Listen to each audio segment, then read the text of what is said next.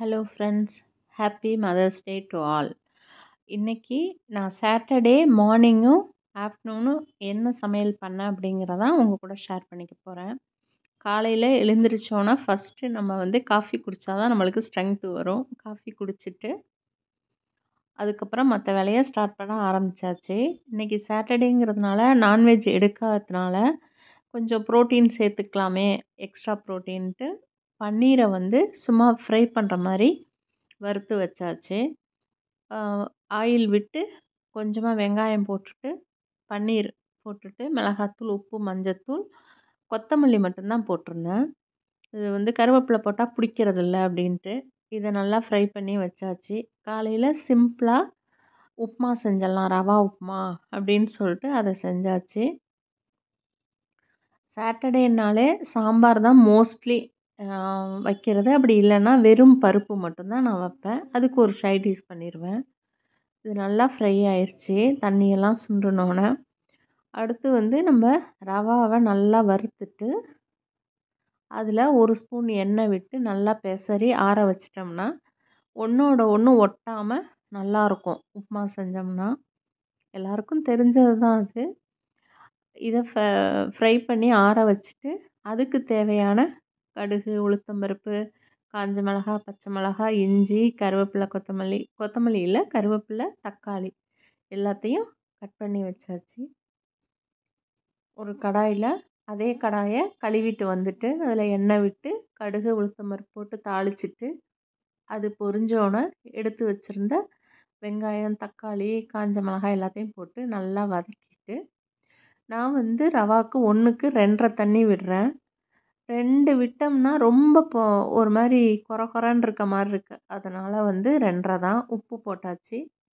அது கொதிச்சோன்னே எடுத்து வச்சுருந்த ரவாவை நம்ம அது கூடயே போட்டுடலாம். போட்டுட்டு மேலே தெறிக்கும். பிகினர்ஸ்க்காக இது சொல்கிறேன். மீடியம் ஃப்ளேம்லேயே வச்சு நல்லா மிக்ஸ் பண்ணி விட்டுட்டு ஒரு தட்டு போட்டு மூடிட்டு சிம்மில் வச்சுட்டு இடையில நம்ம மிக்ஸ் பண்ணி விட்டுக்கலாம். ஒரு 5-10 நிமிஷத்துலேயே ரெடி ஆயிரும்.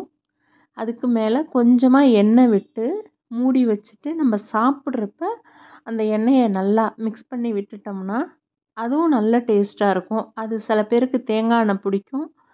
எங்கள் வீட்டில் நான் நல்லெண்ணெய் தான் விட்டு அது மாதிரி கிளறிக்கிட்டுருக்கேன். இது அந்த உப்புமாவும் ஒரு 2-3 துண்டு பன்னீரும் வச்சுக்கிட்டோம்னா அன்னைக்கு சுகரும் கொஞ்சம் வச்சு சாப்பிட்டுட்டோம்னா நல்லாயிருக்கும். சாட்டர்டே பிரேக்ஃபாஸ்ட் எங்களுக்கு இப்படி தான் ரெடியானது. மத்தியானத்துக்கு லஞ்சுக்கு ரைஸை ஊற வச்சாச்சு, பருப்பையும் ஊற வச்சாச்சு. இன்றைக்கி வாழைக்காய் ஃப்ரை தான் பண்ண போகிறேன். அதனால் வாழைக்காவை ரவுண்டாக கட் பண்ணி தண்ணியில் போட்டிருக்கேன். புளி சாம்பாருக்கும் வாழைக்காய்க்கும் சேர்த்தே கழுவிட்டு ஊற போடுறேன். சாம்பாருக்கு முருங்கைக்காய், கத்திரிக்காய், சின்ன வெங்காயம், தக்காளி, கருவேப்பிலை, கொத்தமல்லி, பச்சை மிளகாய் எல்லாத்தையும் அரிஞ்சு வச்சாச்சு.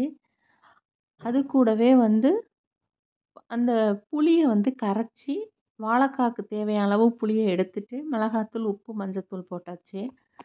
இந்த புளி வாழைக்காய் வறுவல் ரொம்ப டேஸ்ட்டாக இருக்கும். இதையும் மிக்ஸ் பண்ணி வச்சு ஒரு 5 நிமிஷம் ஊற விட்டுட்டு நம்ம எண்ணெய் சட்டியில் கொஞ்சம் நிறைய எண்ணெய் விட்டு இதை அரேஞ்ச் பண்ணிவிட்டு அந்த புளி தண்ணியவே அதில் விட்டுறலாம். சிம்மில் வச்சுட்டு நல்லா மிக்ஸ் பண்ணி விட்டு வேக விட்டு எடுத்துக்கலாம். இது ரொம்ப டேஸ்ட்டாக இருக்கும்.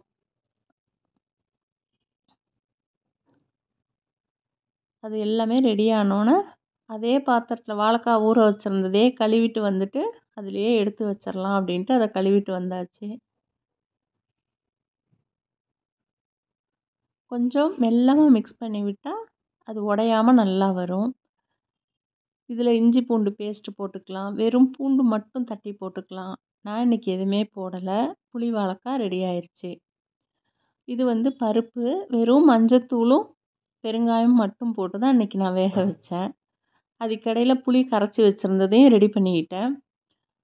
பருப்பு வெந்துருச்சு, புளி கரைசலும் ரெடி ஆயிடுச்சு. பருப்பு வேக வச்சுட்டு அந்த மீதி இருந்த தண்ணியை அந்த புளி தண்ணியோடு ஊற்றி வச்சுக்கிறேன். மீதி பருப்பையும் தனியாக எடுத்து வச்சாச்சு. இப்போ குக்கரில் எண்ணெய் விட்டு கடுகு, உளுத்தம்பருப்பு, ஜீரகம், வெந்தயம் போட்டு கருவேப்பிலை, கொத்தமல்லி, அந்த வெங்காயம், தக்காளி எல்லாத்தையும் போட்டு நல்லா வதக்கிக்கலாம். 2 விசில் விட்டால் போதும், கரெக்டாக இருக்கும் இது. உப்பும் போட்டாச்சு. அந்த புளியும் அந்த பருப்பு தண்ணியும் கலந்து வச்சுருக்கிறதே விட்டுக்கிட்டேன். அதில் குழம்பு மிளகாத்தூள் போட்டாச்சு. மஞ்சளில் பருப்பில் மஞ்சள் போட்டதுனால நான் இதுக்கு எதுவும் போடலை. 2 விசில் விட்டு எடுத்தாச்சு. இப்போ அந்த குழம்புல கொஞ்சமாக பருப்பு வெறுசா போட்டு சாப்பிட்றதுக்கு எடுத்து வச்சுக்கிட்டு மீதி எல்லாத்தையும் குழம்புல போட்டு ரெடி பண்ணியாச்சு. இதான் நான் எடுத்து வச்சுருக்க பருப்பு. இதுவும் அவங்கவுங்க கன்சிஸ்டன்சிக்கு ஏற்ற மாதிரி ஒரு கொதி விட்டு இறக்கிக்கிட்டால் ரொம்ப டேஸ்ட்டாக இருக்கும். முருங்கைக்காய் மாங்காய் சாம்பார் முருங்கைக்காய் கத்திரிக்காய் சாம்பார் ரொம்ப நல்லாயிருக்கும். அதுக்கு இடையில அரிசியும் ரெடி பண்ணியாச்சு. இது ஈவினிங்க்காக மரவள்ளிக்கிழங்க தோலோடையே வேக வச்சு ஒரு 5 விசில் விட்டு எடுத்தாச்சு. இது தோலோட உப்பு போட்டு வேக வச்சுக்கணும். தோலோட வேக வச்சா எங்கள் வீட்டில் எல்லாருக்கும் அந்த ஃப்ளேவர் பிடிக்கும். அதனால் சாதமும் அதுக்கு இடையில ரெடி ஆயிடுச்சு. வாழைக்காவும் ரெடி பண்ணி வச்சாச்சு. சாம்பாரும் ரெடி ஆயிடுச்சு. இன்றைக்கி லன்ச்சு பிளேட்டுக்கு முருங்கைக்காய், கத்திரிக்காய் சாம்பார், வாழைக்காய் ஃப்ரை. சாட்டர்டே லன்ச் இதுதான். இது அதுங்காட்டியும் வெந்து வந்துருச்சு.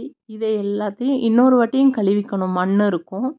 கழுவிட்டு தோலெல்லாம் தனியாக எடுத்துட்டு இதையும் தனியாக எடுத்து ஒரு வாட்டி நல்ல தண்ணியில் கழுவிட்டோம்னா இது தேங்காயும் சுகரும் போட்டு சாப்பிட்லாம், இல்லை வெறுசா அப்படியே சாப்பிட்லாம். தேங்க்யூ.